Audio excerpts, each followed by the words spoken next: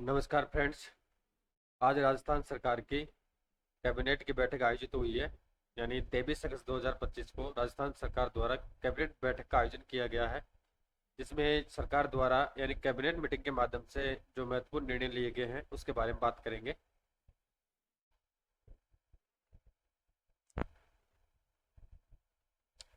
ठीक है, फर्स्ट बात करते हैं कि कैबिनेट निर्णय 23 अगस्त 2025 को कौन कौन से निर्णय लिए गए हैं। फर्स्ट तो है, धरती आबा जनजातीय ग्राम उत्कर्ष अभियान की शुरुआत की गई है। कौन से अभियान की शुरुआत की गई है?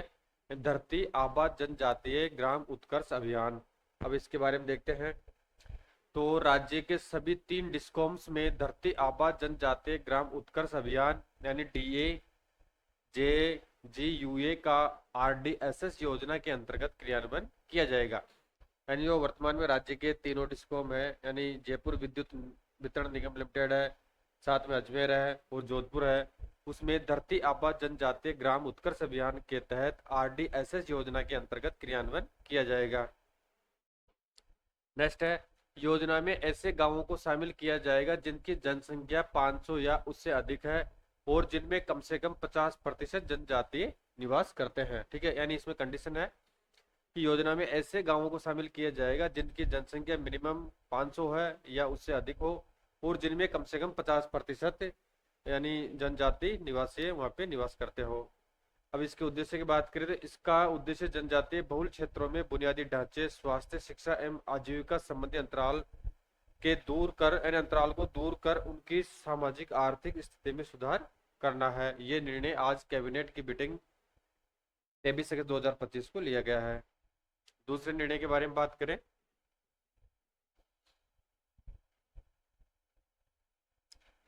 रिम्स की स्थापना के विधेयक के प्रारूप पर सहमति। यानी जिस प्रकार से केंद्र सरकार में यानी केंद्र लेवल पर एम्स होता है, इसी तर्ज पर राजस्थान सरकार द्वारा रिम्स की स्थापना की जा रही है। ठीक है, उसके बारे में देखें तो रिम्स की स्थापना के विधेयक के प्रारूप पर सहमति सरकार ने दे दी है। यानी एम्स नई दिल्ली की तर्ज पर Rajasthan university of health sciences का उन्नयन कर राजस्थान, क्या नाम रहेगा इसका, यानी Rajasthan institute of medical sciences RIMS की होगी स्थापना। यानी इनकी घोषणा बजट में कर दी गई थी।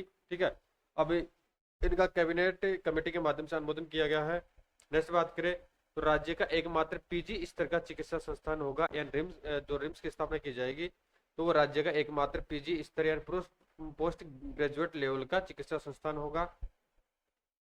इसके माध्यम से क्या क्या फायदे होंगे? तो इसके माध्यम से सुपर स्पेशलिटी स्वास्थ्य सेवाओं का नया आयाम मिलेगा तथा चिकित्सा, शिक्षा, अनुसंधान या रिसर्च और रोगी देखभाल के क्षेत्र में उल्लेखनीय प्रगति होगी, यानी रिम्स की स्थापना के बाद। नेक्स्ट बात करें, राजस्थान के नगरीय क्षेत्रों में विभिन्न उद्देश्यों के लिए भूमि आवंटन नीति 2025 को स्वीकृति दी गई है। भूमि आवंटन नीति 2025 को स्वीकृति दी गई है नगरीय क्षेत्रों में। तो इस नीति में सामाजिक, सार्वजनिक, धार्मिक, चैरिटेबल संस्थाओं, निजी निवेशकों, कंपनियों, ट्रस्ट, समाचार पत्रों, मान्यता प्राप्त राजनीतिक दलों एवं सरकारी विभागों को भूमि आवंटन का प्रावधान किया गया है। ठीक है, यानी इससे जो ये भूमि आवंटन नीति 2025 को स्वीकृति दी गई है, जिसमें सामाजिक, सार्वजनिक, धार्मिक, चैरिटेबल या निजी, प्राइवेट, ट्रस्ट या सरकारी जो ऑफिसेज है उनके लिए भूमि या राजनीतिक दलों को भूमि आवंटन करने हेतु प्रावधान किया गया है। राजकीय विभागों को उनकी गतिविधियों हेतु निर्धारित सीमा तक भूमि निःशुल्क आवंटित की जाएगी। साथ ही पर्यटन, IT उद्योग जैसी विशिष्ट नीतियों के तहत भी राज्य सरकार की स्वीकृति से भूमि आवंटन किया जा सकेगा। नेक्स्ट निर्णय की बात करें, चौथे नंबर का निर्णय है एरो स्पोर्ट्स गतिविधियों हेतु हवाई पट्टियों की भूमि लीज आवंटन नीति के प्रारूप को मंजूरी दी गई है। तो भूमि का लीज शुल्क 100 रुपए प्रति मीटर प्रतिवर्ष तथा कंसेशन शुल्क 6 लाख रुपए प्रति एयर स्ट्रिप प्रतिवर्ष होगा।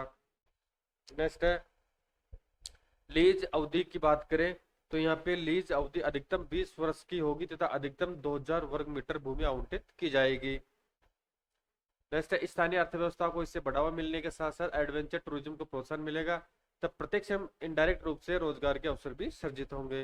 नेक्स्ट निर्णय की बात करें, आज 5वें नंबर का निर्णय है, यानी NBCC इंडिया लिमिटेड के माध्यम से राजस्थान मंडपम जीसीसी व आईटी टावर के निर्माण के प्रस्ताव को स्वीकृति दी गई है। ठीक है, तो जयपुर स्थित रिको यानी जयपुर स्थित जो रिको है कि 95 एकड़ भूमि पर Rajasthan Mandapam global capability centre IT tower का निर्माण करवाया जाएगा। और एनबीसीसी द्वारा तैयार मास्टर प्लान के अनुसार इस भूमि पर Rajasthan Mandapam global capability centre या आईटी टावर बनाया जाएगा। ठीक है, जिसमें 5 स्टार होटल होगा, 4 स्टार होटल होगा, आवासीय एवं वाणिज्यिक टावर का विकास किया जाएगा।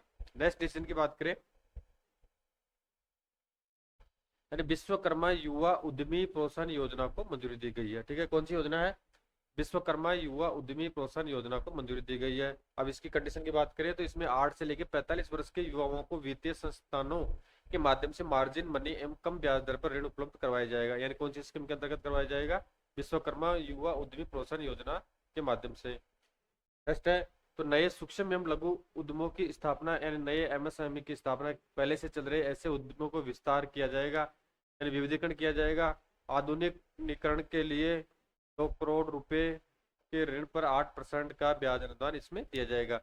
यानी उद्यमियों के विस्तार और विविधीकरण के लिए और आधुनिकीकरण के लिए 2 करोड़ रुपए तक के ऋण पर 8% ब्याज अनुदान सरकार द्वारा दिया जाएगा। अगर इसमें स्पेशल रूप से बात करें, महिलाओं के बारे में बात करें, अनुसूचित जाति और जनजाति यानी SC और ST और महिलाएं हैं और दिव्यांग श्रेणी के उद्यमियों को ग्रामीण क्षेत्र में स्थापित उद्यम बुनकर कार्ड धारक बुनकर एवं शिल्पकारों को 1 करोड़ से अधिक और 2 करोड़ रुपए तक के ऋण पर 1% अतिरिक्त ब्याज दी जाएगी। यानी जो महिलाएं हैं, SC और ST के उद्योग जो व्यक्ति हैं या दिव्यांग श्रेणी के उद्यमी हैं, तो ग्रामीण क्षेत्रों में स्थापित उन्होंने कोई उद्यम कर रखा है, तो बुनकर कार्ड धारक एवं शिल्पकारों को 1 करोड़ से अधिक और 2 करोड़ रुपए तक के ऋण पर 1% अतिरिक्त ब्याज अनुदान दिया जाएगा। यानी 8% के अलावा इनको 1% और अतिरिक्त अनुदान दिया जाएगा ऐसे व्यक्तियों को।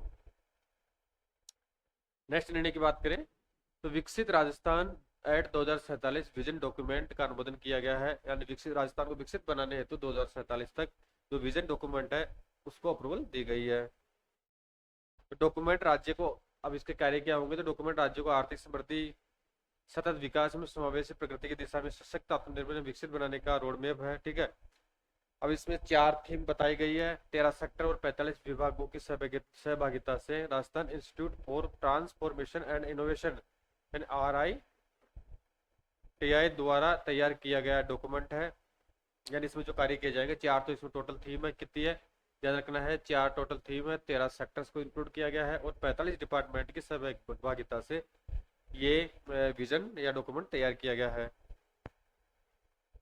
फिर राजस्थान को वर्ष 2030 तक कितना, राजस्थान को वर्ष 2030 तक $350 बिलियन कितना, $350 बिलियन की अर्थव्यवस्था व वर्ष 2047 तक यानी 2030 तक, यानी 2030 तक तो $350 बिलियन की अर्थव्यवस्था बनाना है। और वर्ष 2047 की बात करें तो 47 का जो लक्ष्य है सरकार का वो 4.3 यानी 4.3 ट्रिलियन कितना, $4.3 ट्रिलियन की अर्थव्यवस्था बनाने का लक्ष्य रखा गया है। यानी 2030 तक तो $350 बिलियन का लक्ष्य है सरकार का, तो 2047 तक $4.3 ट्रिलियन की अर्थव्यवस्था बनाने का लक्ष्य इस कैबिनेट मीटिंग के माध्यम से रखा गया है। तो ठीक है फ्रेंड्स, थैंक यू।